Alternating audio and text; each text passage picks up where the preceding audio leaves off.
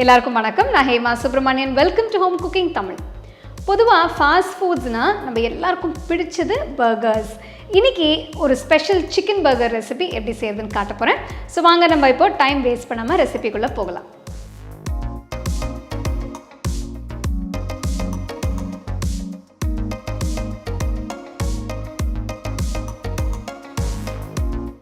இந்த ரெசிபிக்கு 250 gram chicken keema எடுத்திருக்கேன்.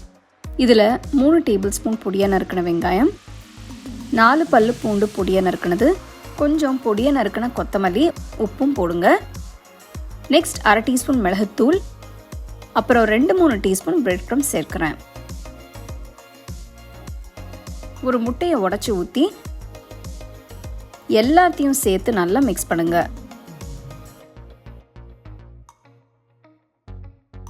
நல்லா மிக்ஸ் பண்ணதுக்கு அப்புறம் ஒரு கை அளவு சிக்கன் மசாலாவை எடுத்து இந்த மாதிரி தட்டுங்க.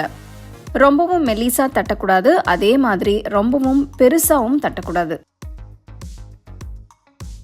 பாருங்க, இந்த மாதிரி மீடியம் சைஸ்ல தட்டணும். நெக்ஸ்ட் இதை பிரெட் க்ரம்ஸ்ல ரோல் பண்ணுங்க.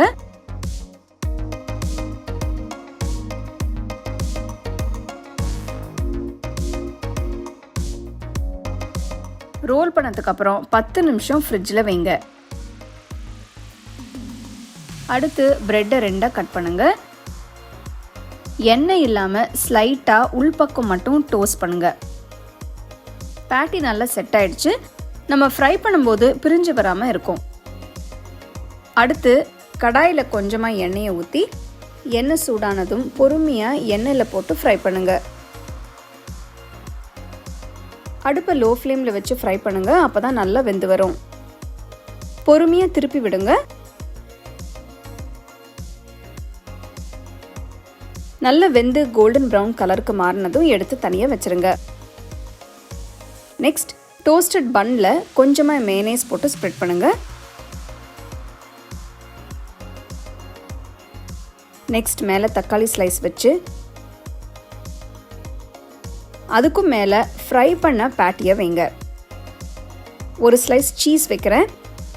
நெக்ஸ்ட் அதுக்கு மேலே ஐஸ்பர்க் லெட்டஸ் வைங்க. கொஞ்சம் மஸ்டர்ட் பேஸ்ட்டை போட்டு ஸ்ப்ரெட் பண்ணுங்க. இது ஆப்ஷனல் தான், இதை நீங்கள் சேர்க்காம கூட பண்ணலாம். மேலே கொஞ்சமாக கெச்சப் போட்டு ஸ்ப்ரெட் பண்ணுங்க.